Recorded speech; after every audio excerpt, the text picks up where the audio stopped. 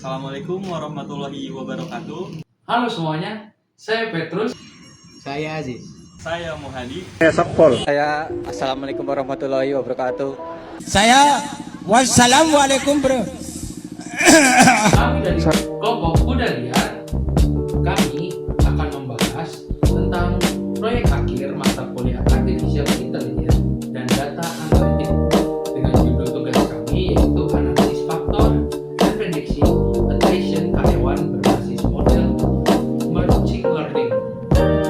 Dalam konteks manajemen, attrition karyawan adalah isu krusial yang berdampak langsung pada biaya, produktivitas, dan stabilitas perusahaan, di mana mengatasi masalah ini secara efektif dan tidak cukup. Oleh karena itu, kami memilih topik ini untuk menunjukkan bagaimana kita berdasar data, khususnya machine learning, dapat memberikan prediksi dan wawasan proaktif yang sangat berharga bagi pengambilan keputusan dalam manajemen perusahaan.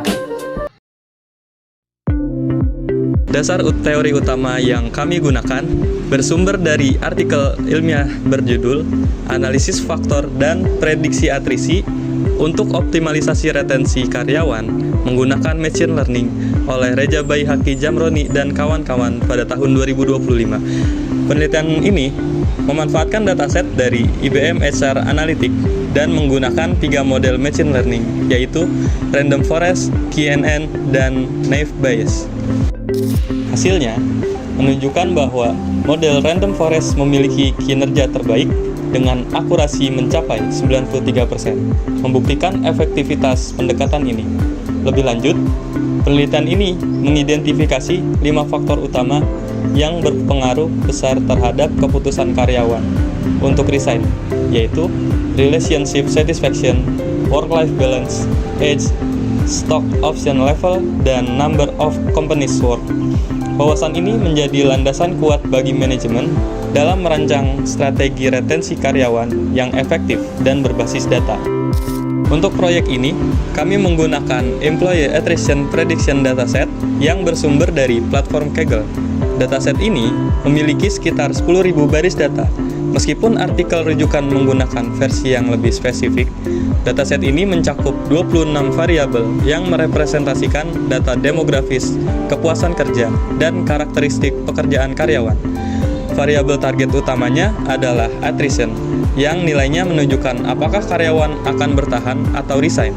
Tujuan utama penggunaan dataset ini adalah menganalisis faktor-faktor penyebab dan memprediksi probabilitas atrisi pada karyawan. Secara keseluruhan, penggunaan model Random Forest berhasil memprediksi atrisi karyawan dengan tingkat keandalan yang tinggi. Faktor-faktor seperti work-life balance dan relationship satisfaction terkonfirmasi menjadi pilar utama yang harus diperhatikan manajemen. Berdasarkan tinjauan pustaka, kami memilih algoritma Random Forest Classifier sebagai solusi utama karena terbukti memiliki akurat tertinggi dalam kasus prediksi atrisi pada karyawan. Random Forest sendiri adalah algoritma ensemble yang membangun banyak pohon keputusan atau decision tree dan menghubungkan hasilnya untuk mendapatkan prediksi yang lebih stabil dan akurat. Selanjutnya ada tahapan analisis data yang telah kami temukan. Yang pertama ada data pre-processing. Kami melakukan pembersihan data dan pengkajian variabel kategorikal agar dapat diproses oleh model. Yang kedua ada future selection, yaitu kami berfokus pada 5 variabel kunci yang sudah diidentifikasi, ditambah variabel lain yang relevan untuk melatih model tersebut. Yang ketiga ada model training dan evaluasi, yaitu dataset ini dibagi menjadi data training dan data testing. Kemudian yang keempat dan yang terakhir ada model Random Forest, yaitu dilatih dan dievaluasi menggunakan metrik seperti akurasi, presisi, dan AUSI. Hasil implementasi ini kami berhasil mencapai akurat sebesar 81%.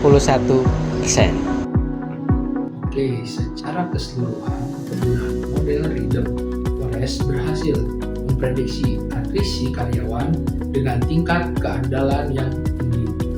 Fokus-fokus seperti work-life balance dan relationship station terkonfirmasi menjadi pilar utama yang harus diperhatikan oleh manajer. Hasil ini memiliki implikasi besar bagi manajemen.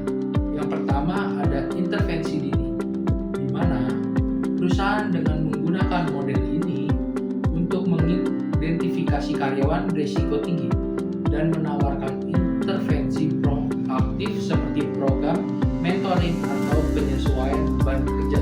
Lalu ada juga peningkatan work-life balance, di mana manajemen harus fokus meningkatkan work-life balance, misalnya melalui kebijakan jam kerja yang fleksibel atau cuti tambahan yang terbukti mengurangi niat untuk resign. Untuk yang ketiga dan yang terakhir yaitu adalah optimalisasi kompetensi, di mana wawasan ini juga dapat digunakan untuk meninjau ulang paket kompensasi dan benefit agar lebih kompetitif.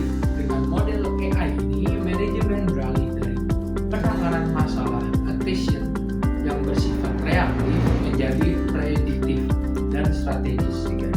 Sekian saja informasi yang kami dapat sampaikan. Kami dari kelompok Kudaria dengan saya Petrus, Saya Muhadi. Saya Aziz. Wassalamualaikum warahmatullahi wabarakatuh. Selamat berjuang, sukses.